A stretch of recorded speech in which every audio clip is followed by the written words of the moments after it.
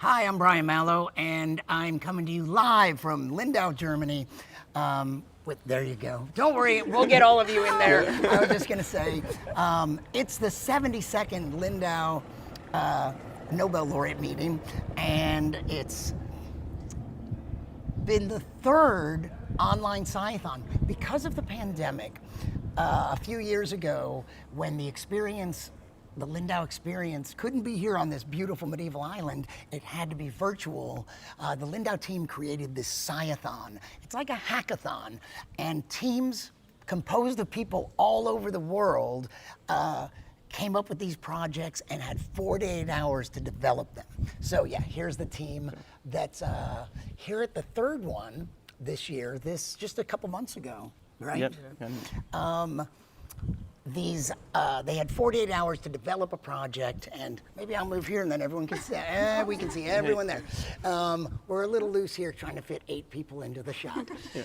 But this year at the meeting now, with 40 Nobel laureates and 600 young attendees, we just had a workshop where all the finalists from this year's Sciathon got to present their project to an interesting team. Can you say anything about the team? I'll introduce you all in a second, but who did you end up presenting in front of? So the team was from like various people from funding bodies and early investors and also journalists. So it was like the team that we were like presenting to was like from like a wide including potential investors. Yes. Like these are real projects. The hackathon projects could just be for the 48 hours and the fun of developing it. But some of these projects from the previous 2 Sciathons have actually been developed to final products and businesses that are moving forward. So there's the potential here. So what we had here was how many teams presented tonight? So 5. 5. Out of the 27. Out of 27 teams composed of a big international group, 5 got to present, and 2 finalists were chosen. And this is one of the teams. So the ideas, got a little traffic here. The ideas, bicycles as well as automobiles. The team, each team started with an idea that was suggested by a Lindau alumnus. So Stefanos? Yep. Stefanos? Yeah. So I'm a 2016 alumnus.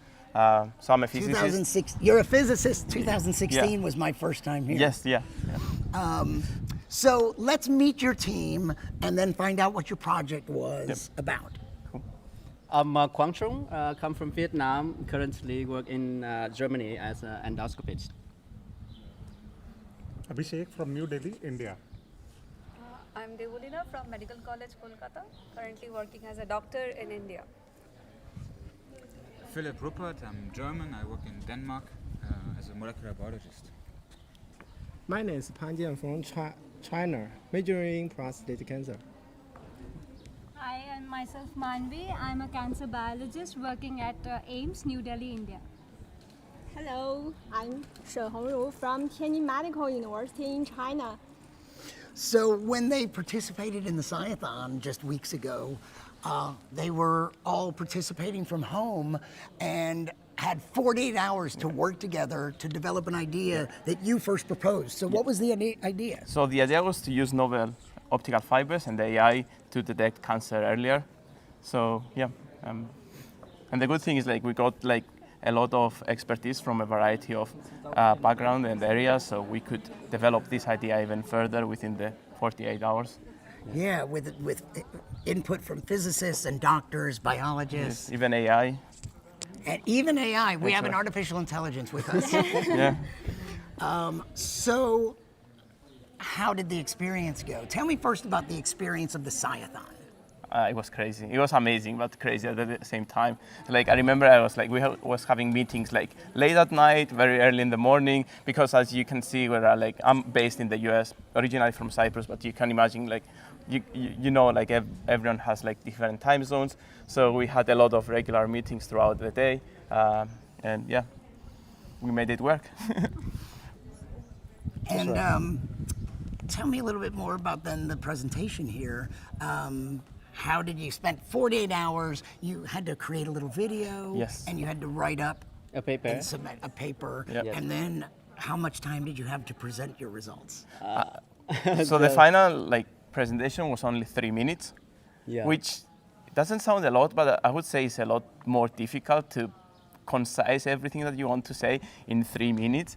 pick up our idea. Yeah, it Yeah. sounds easy, but I mean, you need to have like, let's say 6 slides and you need to say everything in those 6 slides. Can you tell us a little bit more about the project? Like elaborate a little more. Maybe not the full 3 minutes, but Yeah, so the idea is that we are proposing like a novel optical fiber with like a very bespoke geometry, and we're combining this with some advanced imaging methods so that we can use all these techniques together to detect cancer earlier in, let's say, GI and lung to begin with, but we're imagining going even further to like more remote organs so we can make a real impact into people's lives. And also we're using our AI experts to even enhance even further the performance of our platform. what can you tell me about the ability of AI what's the advantage of AI over the human eyes looking at this? Maybe Hunger would like to say something. I think that artificial intelligence could identify something maybe I couldn't see it. Often the precious image signatures can be captured by artificial intelligence algorithms. Yeah. Another thing I want to add on the role of AI here is being an endoscopist, we know that we need a learning curve to perform endoscopy and to evaluate, to validate the input data that we receive from our novel platform. So AI will shorten the training process, so new and young endoscopist or medical doctor already can use this system with our really intensive long-term training like a so far. So that is one of the huge impact of AI nowadays. But as a doctor, what do you think the risks are of relying on AI for this sort of? That's true. Everything has advantages and disadvantages. So if you abuse AI, and you will lose your clinical skill somehow. But if you can use the advantage of AI, and they will help you to work more accurately and to detect cancer more precisely, and to avoid the human mistakes. Yeah. Yeah. I would like to add over there that AI is always there to support and assess the doctors and the physicians, but it can never replace them. Yep. Ha ha ha, that's what you say today in 2023. Let's see where we are in 10 years. I hope I'm kidding, maybe not. I'd like anyone can add anything here, but I want to ask you about your experience at Lindau. I know it's only the first full day. We had the opening ceremony and 2 lectures last night and 1 panel discussion, and I'll bet today you've been really focused on just this. But tell me about your experience so far. It has been a great experience, and since yesterday I have met about 6 Nobel laureates as of now. I've got their pictures, their signatures, we got to know about their work, and one of them just came and sat beside me and talked to me for 20 minutes, and that was just out of the world. So it has been a great experience, and I'm happy I got this opportunity. Are there some things that you're specifically looking forward to this week still? Yes, since I'm interested in cancer and hopefully work on that, and I'm looking forward to Dr. William Kalin's lecture on that. So that's a specific point of interest for me. Excellent. Yeah. I'm thoroughly enjoying my experience at Lindau. So I met so many young scientists and also the Nobel laureates. So I learned a lot. It's a nice organization.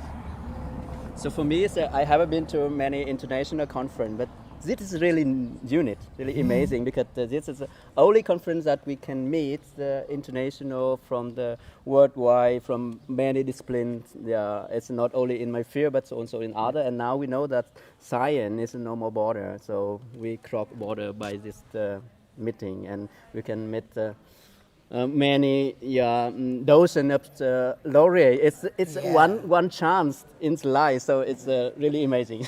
I like that idea because politically we're so divisive, but scientists don't want these divisions, right? Yeah. Philip, what is your experience? Where are you coming from? I am German, but I work in Denmark. And yeah, I can only reiterate what has been said already. It's a truly unique experience. It's super inspiring to be among so many Nobel laureates and have been selected also from a pool of huge number of applicants, and we're only 600 young scientists here and 98 different nationalities. So truly diverse, and that's also been reflected in the program. It's about diversity this year. It's about AI, and there's a lot of sessions on mentorship as well. So how do you progress through a scientific career? So it's a unique experience, and I'm certain it's going to be impactful for everyone who attends this year. Yes. So. Do you have any highlights so far? I know this was probably one of the highlights, this event, but... I just want to say this meeting is amazing. I enjoy this meeting very much. Yeah, it's all I want to say. Yeah. I need a point that we have to take photos with many Nobel laureate. Prize and many signature. Oh, you're getting signatures too? Yeah. Tim Hunt, Who is that? Tim Hunt. laureate of Oh, that's nice. Yeah. Autographs.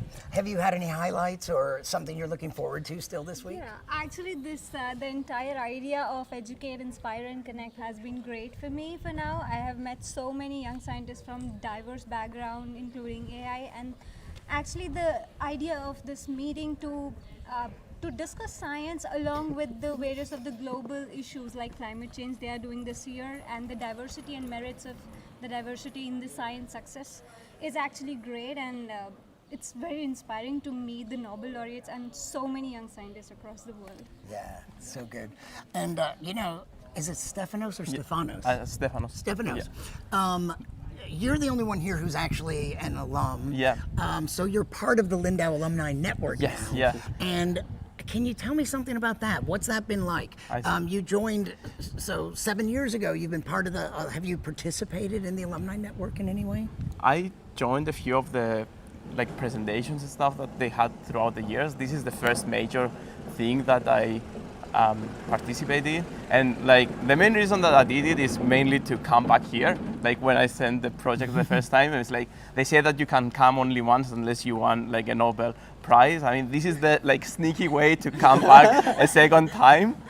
So when I heard that opportunity, I was like, yeah, I'm definitely sending something to come and experience this again. And I would say it's as amazing as the first time that I've experiencing it. It's been great. Even this week, it's been amazing. Excellent. So do you know, now that you're one of the, we ended up with two teams being the finalists, do you know what's going to happen going forward? Are you interested in this project beyond the Sciathon? Yes, I would say we're very interested. Definitely. We had some discussions with early investors here, so I would say that things work, and it's been amazing. So we'll see how future will lead us. Excellent. We already figure out some initial work plans for it, and we will go further. Of course. Yep. Excellent. Well, congratulations to all of you. Not only on that, but just being here at Lindau, and we're at the start of a really fun week. And so thank you very much for joining me. And we'll have more interviews, and hopefully my voice will return soon, but not at this rate. Congratulations, everybody. Thank you so much, Brian, for the effort.